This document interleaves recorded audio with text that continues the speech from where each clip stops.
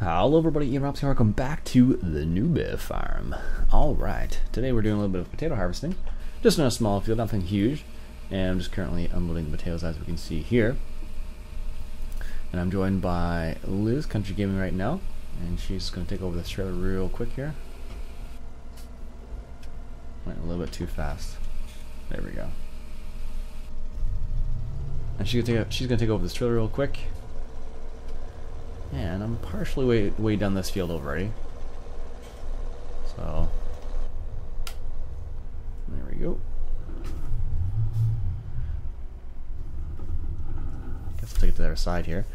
Yeah, Liz and I were just talking about the minimum requirements on the game FS19, and we're just curious about what those requirements are going to be like and how it's going to change the game a little bit. From what we can tell, it seems to be fairly well similar to what we have right now. Basically, there's just saying like an i3, suggesting GTX 660, which is only one series below mine. That's what I have right now, at least.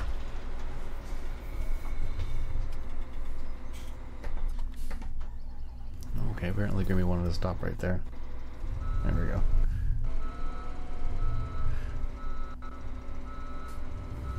There we go. Put that back to work. And let's get a GPS here.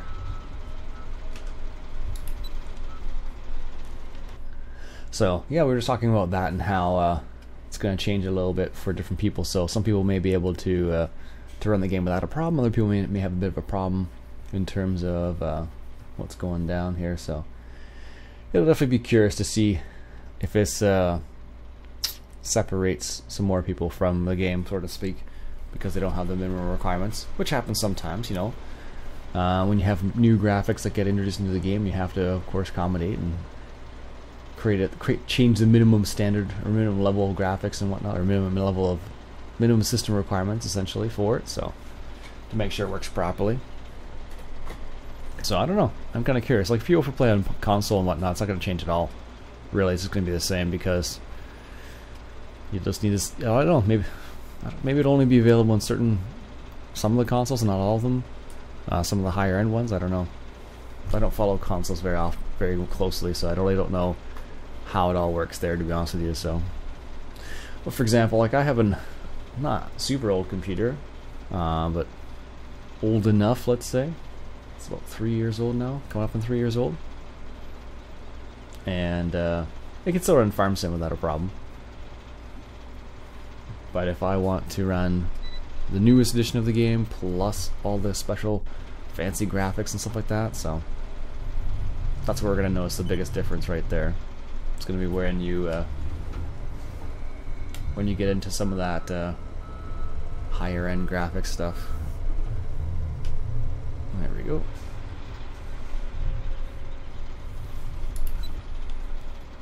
So I don't know, it's kind of hard to say at this point in time to see how it's going to change for a lot of people, so I don't know, I'm pretty excited about it. But like I said, I may have to upgrade my computer. It's in the works anyways. I've been talking about it for ages now. Just a question of getting the components and choosing the right components these days, because they do have a lot of selection in terms of components. So I don't know, like if you have a laptop, for example, like I think Liz plays on a laptop, like she'll have to at least take a look at, you know, what her specs are versus what's the minimum specs for FS19, and then decide whether it runs it or not, basically. So you were saying that your laptop should be able to run FS19, eh? Yeah, for sure. Yeah, so I was just saying that for some people they may have to upgrade their computers or their laptop depending on what the minimum requirements are. Because right now they just kind of give you a general guideline, I think, and they may give you more specific, like, you know, here's the minimum, here's the recommended sort of idea soon. So yep, it'll be curious. And also, the other big news is apparently if you pre-order Farm Sim, you get the Mahindra DLC. So as far as I know, Mahindra only makes tractors, so I guess that's the that'll be the DLC you'll get. It's some of the Mahindra tractors. So now the funny thing about that is the fact that Mahindra is one of the competitors of John Deere, and Kubota for that matter. And the reason why they're competitive is because the price and the simplicity of its designs, for example. So the Mahindras tend to be very simple in design, and I guess in that thought, the idea is there's going to be less that goes wrong with it and whatnot. I've actually driven a couple of Mahindras. They're not the easiest tractor to drive. They're not necessarily very ergonomic, but they definitely are very basic and they can do the job, sort of thing. So, like, they don't use a treadle pedal, which is kind of like a treadle pedal for going forward would be like, you know, use your toe to go forward and your heel to go backwards. Mahindra has something like that, but it's more like you use your toe to go forward and then you have to like move your foot quite a ways in order to hit the heel to go backwards. So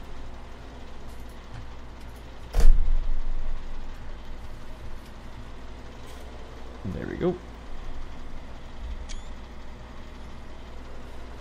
So it's kind of strange the way they have it set up, but I guess it's a cheaper design, so that's why they went that route. So I don't know, like I said, I've driven a couple of them. They weren't the easiest tractor. I was in your way. No, I just turned screenshot mode on there for a second. Oh, is that what you were doing? So yeah, they're not the easiest tractors to drive, but they definitely, well, they're cheaper, that's for sure.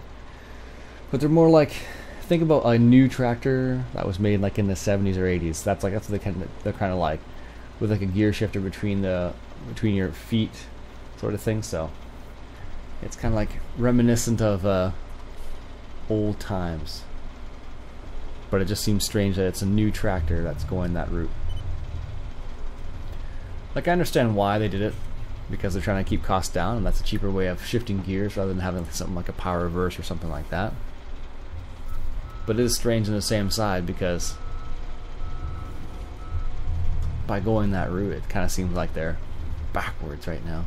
But, you know, a lot of people have So once FS19 is out, which map would you like to play on? What do you mean? Like, you mean the new one or the old ones? They're releasing 2 new maps in FS19. Oh yeah, I mean, I only knew about the one German one that's being released. What's the other one? Well, there's the American map that they've done, not tutorials, Videos on? they've done a couple of, yeah, and then there's that European map. I forget the name of it. Yeah, I can't remember the name of that thing either. It's such a bizarre name if you don't see it every day. Exactly. And I would hate to try and pronounce it just in case I get it wrong, which I most likely will. Yeah, exactly. You'd be like, welcome back to the German map. Exactly. Or the Swiss map, whatever it is. What's the American one? I haven't even noticed that one yet.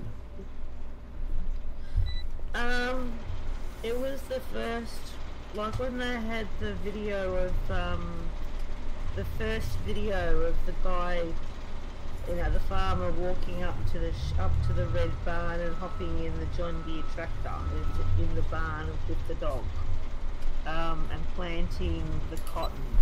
I think that's the American map. Oh, I see. But they haven't officially said here's the name of the American map sort of thing yet? No, not that I know of. I didn't think so. I knew that they had like that, whatever that was, a map potentially. So it'll be curious to see whether or not they release 2 maps at the same time, like what they did in the past. I think for 17 they had Westbridge Hills. I think they had Nordheim. They had Hirschfelden. Oh, not Hirschfelden. Hirschfelden, something completely different.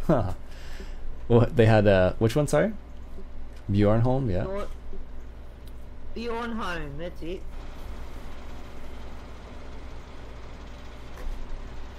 And then they also had Westbridge Hills, didn't they? Still.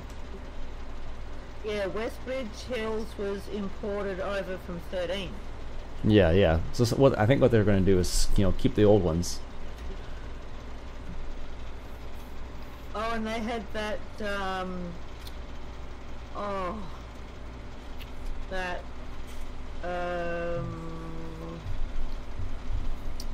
that German map that was also, that, as well, that then imported over from 15. Oh,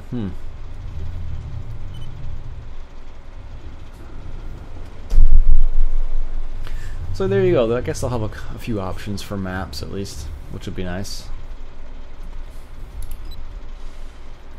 It'll be curious to see. They'll probably bring over the South American map as well from 17. Yeah, I expect so. Like, I don't know if they're gonna just bring over all the old ones. Like, I think they did that for 17. They brought over like some of the older maps and some of the old DLC that was in previous games, I guess. So you didn't have to repurchase. Like, let's say if you bought the Big Bud DLC, you wouldn't have to rebuy the Big Bud DLC sort of thing, or the JCB DLC. Yeah. Which is nice. So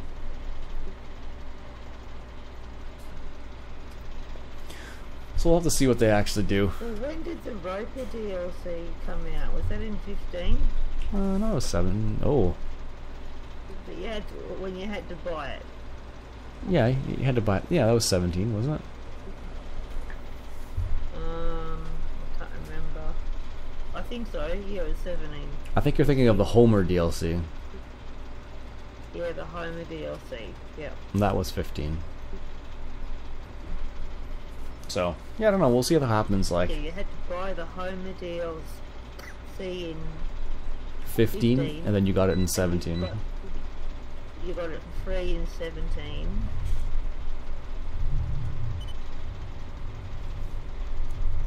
There we go. This turn.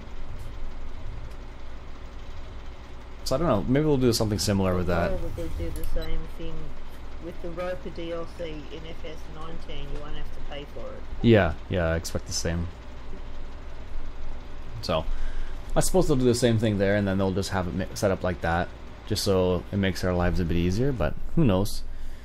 Giants does some strange things sometimes, so you never know. May change their minds and decide to go a different route altogether, for all we know. So, I don't know. Hard to say. Hard to say. It's funny, I forget how slow potato harvesting is in comparison to everything else. You're only going at 10 kilometers an hour, and you fill up super quickly. So is it still summertime over there? Indeed. Well, we're kind of transitioning into fall now. Like lately we had, what was it? Yesterday I think we had 30, 34, 33 degrees, something like that, plus the humidex. Okay, yeah, that's not too bad. And then, I'm not sure what today's going to be, but next couple days are supposed to be pretty warm, and then it's going to probably drop down to normal temperatures. So in September we'll probably see 20 to 25 degree days. What's your mornings like? I think right now they're hovering around like 13 or 14 degrees C. Oh, okay. This morning we had our coldest morning for this time of year in about 20 years or something. What was it, like 5 degrees?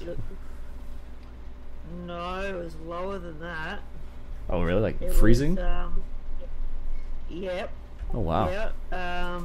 Yeah. It was -3 degrees, and like you'd go outside, and if you had a dog and they had a dog water bowl, the water bowl was frozen. Like the water in the water bowl was frozen. Yeah. And they were talking about like at one of the major airports in Melbourne. The planes were delayed because they had to scrape all of the ice off the windows. Yep. Yeah. That's like in Canada. And that's only a light frost. Like, you imagine having that plus, you know, a wind on top of that, and then we're being -10, for example. Well, it's further north.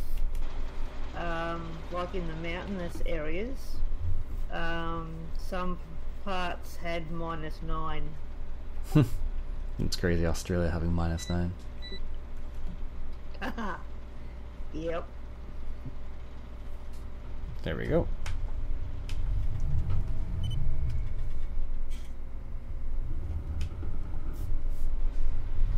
I mean, well, not all of Australia is, you know, hot and dry.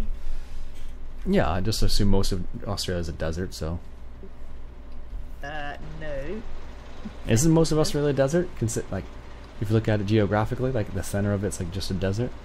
Oh, yeah. But like down, like around the coastal areas, it's not all desert. Oh, you're gonna make it, Liz? 98%.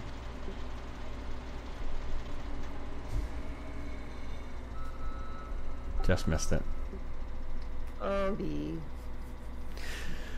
So, yeah, I don't know. It's kind of funny how that works in different countries. Like, for me, the -9's on or -5 even, it's not a huge deal. That's warming up usually in the tail end of the year, or tail end of the winter. We had -3 and a top of 13 today. Jeez. I think our weather was like, you know, complete opposite of that right now. Although it'll change awfully quickly. Like we'll go from like what we have right now to, you know, 15 to 20, 25 degrees probably in the next few weeks. Yep. And then we'll get our first frost, and then people will be like, no.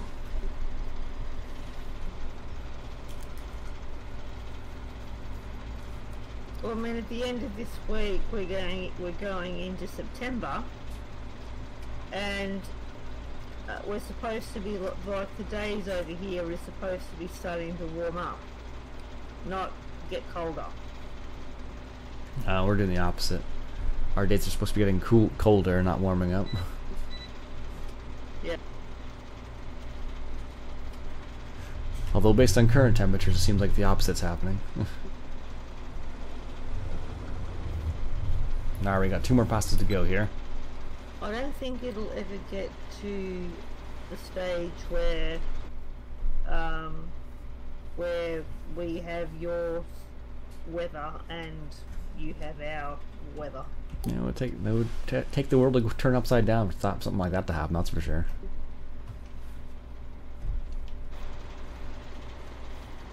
If you turn the world upside down, we'd all fall off. It'd still be gravity. True. So you get pulled towards the center, so it wouldn't matter if it's upside down or not, though. At least I think so. Actually, it's strange because, like, I'll go outside, you know, like around, you know, like just outside the back door, and I'll see that, and I'll watch the moon come up, and it comes up, you know, from the east, and it's really strange because, you know, it moves a little bit further west, and it gets higher and higher and higher, and I'm thinking slowly the world is like turning. You know, and I'm thinking it's a wonder we don't just fall off or fall over. Yeah, exactly. So, the world's a crazy place. So,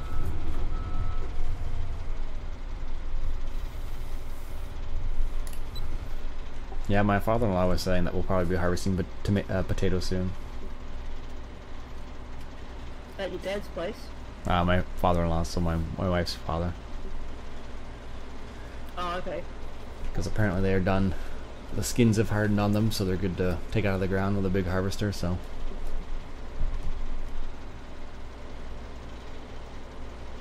There we go, last pass here. Finish that up. So they have a proper self-propelled harvester or a tow behind? Tow behind. Self-propelled harvesters are crazy expensive. I bet they would be. They don't have that many potatoes. I think they have like 5 acres, something like that. Wow. It still takes a while. It's a single row potato harvester too, so.